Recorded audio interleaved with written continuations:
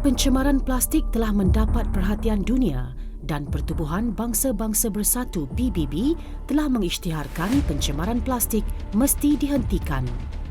Lebih 200 negara telah bersetuju untuk mengurangkan pencemaran plastik di lautan. Di seluruh dunia, pada tahun 2017, sebanyak 1 juta botol minuman plastik dibeli setiap minit. Sementara sehingga 5 trilion beg plastik sekali pakai digunakan di seluruh dunia setiap tahun. Pada awal tahun 2000, pengeluaran sisa plastik meningkat lebih banyak dalam satu dekad berbanding dengan tahun-tahun sebelumnya. Lebih daripada 8 juta tan plastik masuk ke laut. Pencemaran plastik di lautan boleh mencederakan dan malah boleh membunuh haiwan-haiwan laut. Banyak penyelidikan juga telah dilakukan berkaitan pencemaran plastik dan kesannya kepada ekosistem laut. Hari ini kita menghasilkan kira-kira 300 juta tan sampah plastik setiap tahun. Dan itu hampir sama dengan berat keseluruhan populasi manusia. Dalam menyemaikan kesedaran dan menyebarkan maklumat berkaitan pencemaran plastik, perkara inilah yang diperjuangkan oleh pensyarah Jabatan Biologi Fakulti Sains Universiti Putra Malaysia UPM yang juga merupakan Presiden Persatuan Pencinta Alam Malaysia MNS, Profesor Dr. Ahmad Ismail sejak sekian lama. Perjuangan beliau ini adalah untuk mencari penyelesaian kepada pencemaran plastik di alam sekitar.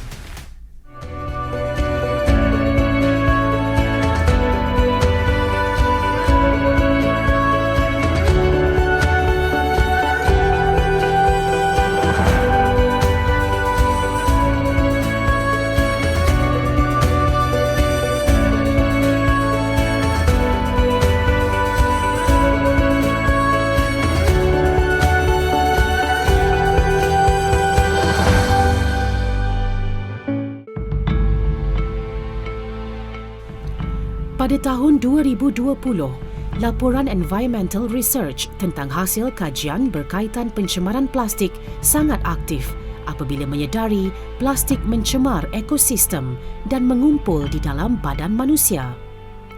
Pada tahun 2017 hingga 2019, ahli pencinta alam semula jadi melihat bagaimana plastik memberi kesan kepada hidupan laut seperti penyu, ikan paus dan burung-burung laut.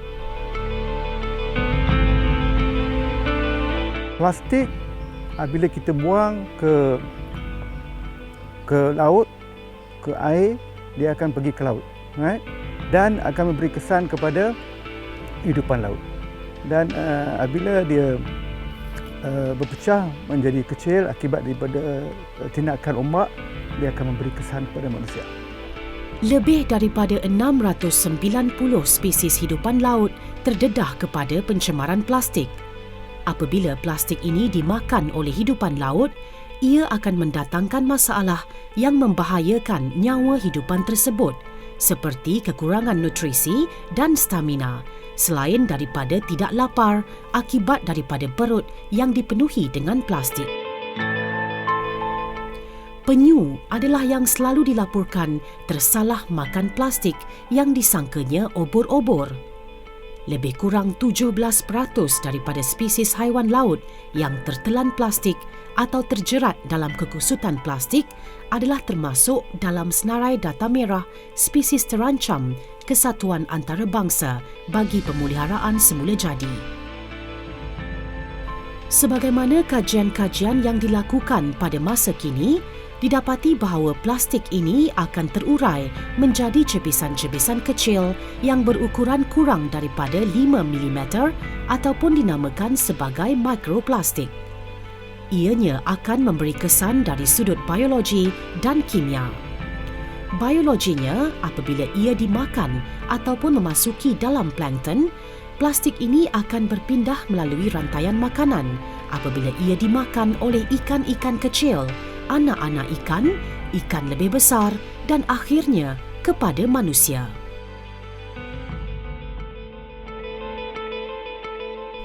Dilaporkan hampir 1/4 ikan di pasar mempunyai plastik microfiber. Kita mengambil sampel plastik ataupun bahan-bahan yang hasil daripada pecahan plastik ini di atas pasir, permukaan pasir, dan kita dapat berbagai-bagai bentuklah. Ada yang plastik pellet, resin seperti ini, right?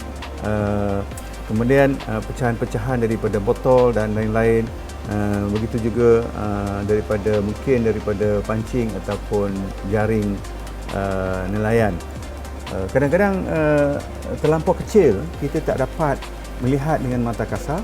Kita terpaksa bawa balik ke makmal dan dengan menggunakan mikroskop kita lihat di skrin ini. Begitu juga kita dapat mengukur saiznya, dan inilah yang kadang-kadang membahayakan haiwan-haiwan akuatik, haiwan-haiwan laut terutamanya. Dari sudut kimia pula, plastik ini mempunyai keupayaan untuk menyerap bahan-bahan kimia yang lain seperti racun perosak dan pewarna. Semasa dalam perut haiwan, bahan kimia yang ada dalam plastik boleh diserap dan mengumpul di dalam tisu yang akhirnya boleh dimakan oleh haiwan pemangsa lain termasuk manusia apabila mereka makan makanan laut. Bila mana plastik itu memasuki badan kita, akan ada sedikit ataupun sejumlah bahan kimia itu akan dibebaskan daripada plastik itu dan masuk dalam badan kita. So, bila mana proses itu berlaku secara dan tempoh masa yang agak lama, so dia mungkin akan menyebabkan masalah kesihatan pada kita lah, manusia ataupun ada masalah pada organisma semuanya.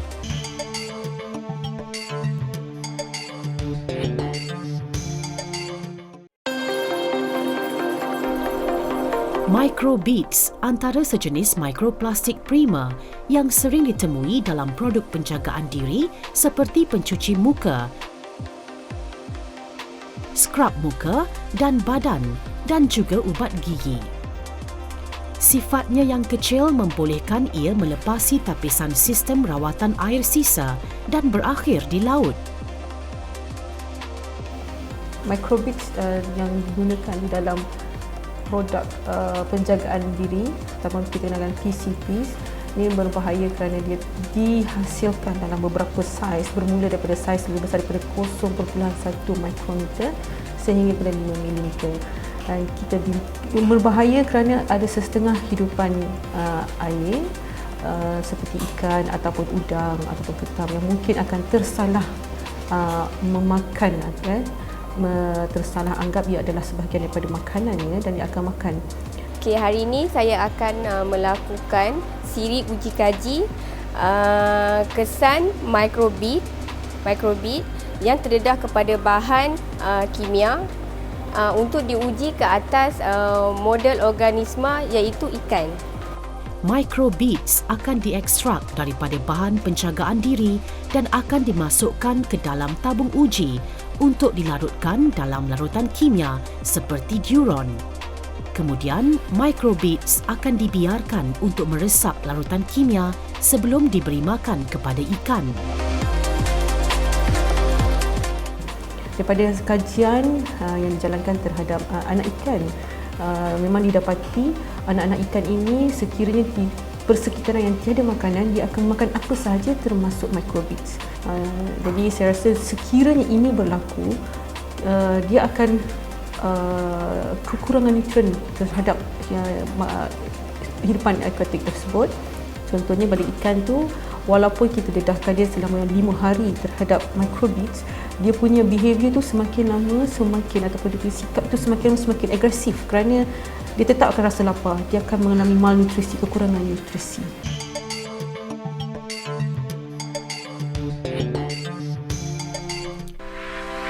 Kecekapan menguruskan sisa plastik bagi mengurangkan pencemaran di lautan bermula daripada pendidikan dan kesedaran yang tinggi di kalangan masyarakat.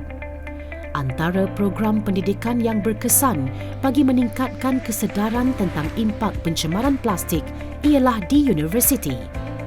Pelajar universiti yang lebih matang dapat mengamalkan pengetahuan dan kemahiran yang mereka pelajari apabila mereka berada dalam masyarakat. Pada tahun 2014, Universiti Putra Malaysia dengan kerjasama Coca-Cola Malaysia telah memperkenalkan idea Recycle to Cycle. Program ini menggalakkan para pelajar untuk mengamalkan kitar semula dengan menghantar botol PET dan tin aluminium ke pusat kitar semula untuk ditukarkan dengan basikal dan topi keselamatan. Selain daripada mengamalkan kitar semula dan mengurangkan pencemaran botol plastik, UPM dapat mengurangkan penggunaan kenderaan bermotor dan pelepasan gas rumah hijau. UPM telah menyediakan skim khas bagi pelajar membeli basikal. Lebih 7,000 buah basikal telah dimanfaatkan oleh pelajar. Aktiviti ini telah menyumbang kepada kejayaan UPM disenaraikan sebagai antara kampus hijau teratas di dunia oleh UI Green Metric World University Ranking. UI Green Metric dianjurkan oleh Universitas Indonesia. Saya berminat menyertai program ini kerana ini merupakan salah satu platform untuk saya memelihara alam sekitar dan berkongsi dengan masyarakat luar seperti keluarga saya, kawan-kawan. Pelbagai aktiviti turut diadakan di peringkat fakulti dan juga kolej di UPM bagi memberi pengetahuan dan kesedaran tentang pencemaran plastik serta cara menguruskan pencemaran plastik.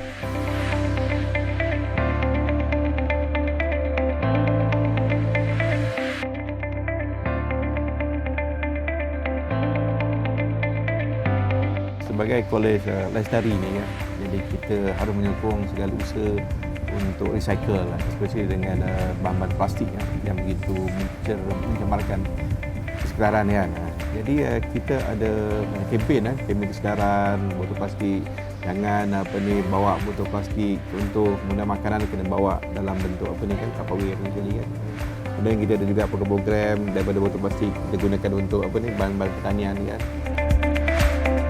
Masalah plastik adalah masalah sejagat.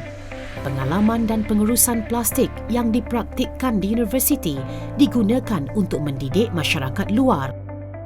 Kami juga bekerjasama dengan UPM untuk mengadakan program-program lain seperti mengambil Pulau Ketam sebagai yang jadi satu destinasi pelancongan di Selangor menjadi anak angkat.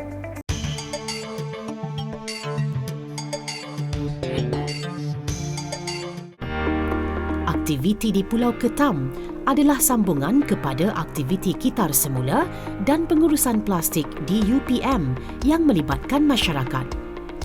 Pulau Ketam sebagai satu contoh perkampungan nelayan yang unik dan berpotensi sebagai produk pelancongan. Kedudukan Pulau Ketam sebagai sebuah pulau dan aktiviti masyarakat nelayan membuatkannya mudah terdedah kepada pencemaran plastik. Plastik boleh datang daripada aktiviti manusia di darat, laut, aktiviti bot serta nelayan dan aktiviti masyarakat Pulau Ketam itu sendiri. Sampah plastik boleh datang melalui pembuangan terus ke laut atau yang hanyut dibawa arus laut dan pasang surut.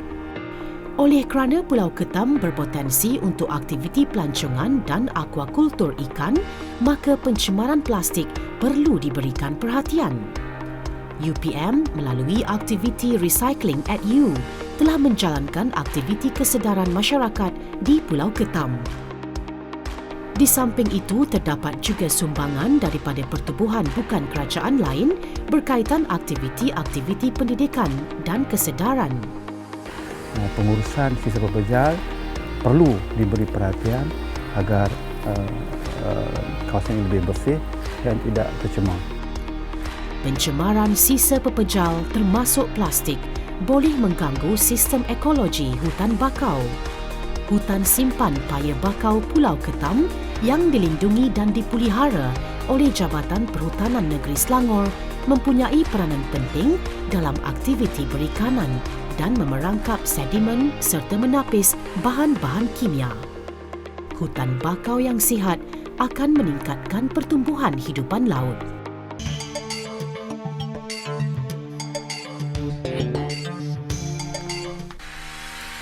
Program Wipe Out Waste anjuran Coca-Cola Malaysia dan Pertubuhan Bukan Kerajaan telah dilaksanakan sejak tahun 2016. Program ini mengajak penduduk di Pulau Ketam menangani isu sisa buangan di laut dan pengurusan sisa yang lebih baik melalui pelbagai kegiatan yang dianjurkan. SMK Pulau Ketam telah dipilih untuk membina dan menguruskan tapak semayan pokok bakau untuk memastikan proses pemuliharaan yang berterusan.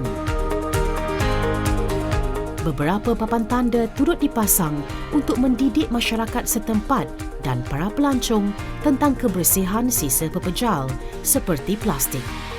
Kempen ini juga turut dijayakan oleh beberapa NGO lain.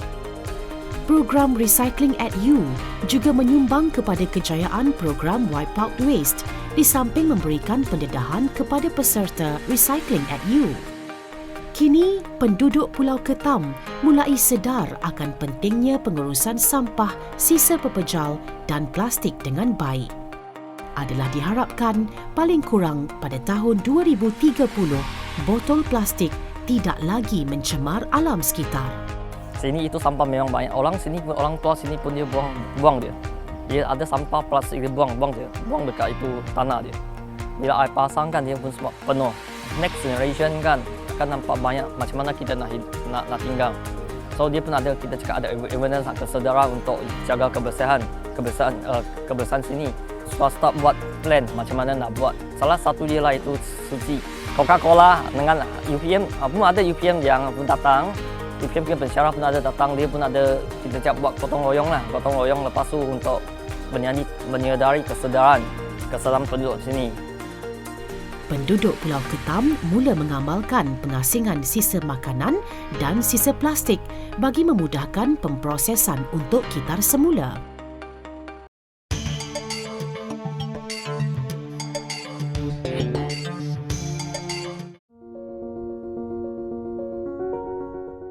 Masyarakat dari peringkat kanak-kanak sekolah hinggalah ibu bapa dan komuniti perlu diberikan pendidikan berterusan tentang pengurusan sampah domestik.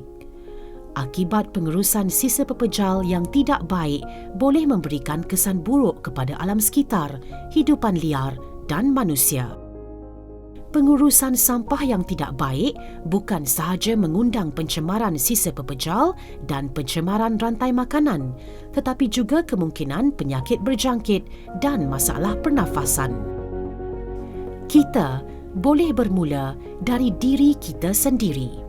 Sekiranya permasalahan sampah ini tidak diluruskan secara lestari dan juga sampah yang dibawa oleh laut daripada kawasan tanah besar ke pulau ini ataupun kawasan bakau, kawasan Pulau Ketam ini akan menyebabkan masalah, mungkin satu masalah yang jangka panjang pada ekosistem bakau di kawasan Pulau Ketam ini.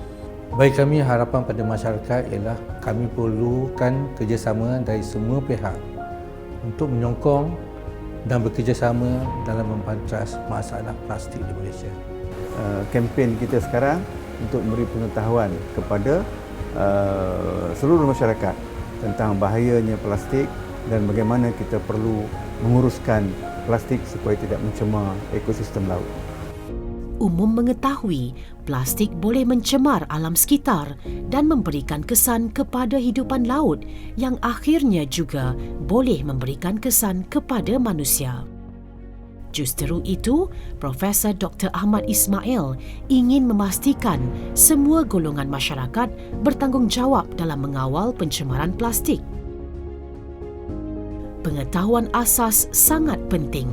Oleh itu, penyelidikan diperlukan untuk memberi pengetahuan kepada masyarakat dan meyakinkan mereka. Kesedaran dalam kalangan masyarakat boleh ditimbulkan dengan pengetahuan dan bukti yang diberikan. Lantas, memberi keyakinan kepada mereka untuk mengubah gaya hidup dan keprihatinan kepada alam sekitar. Kesedaran awam sangat penting dan perubahan gaya hidup perlu dilakukan segera.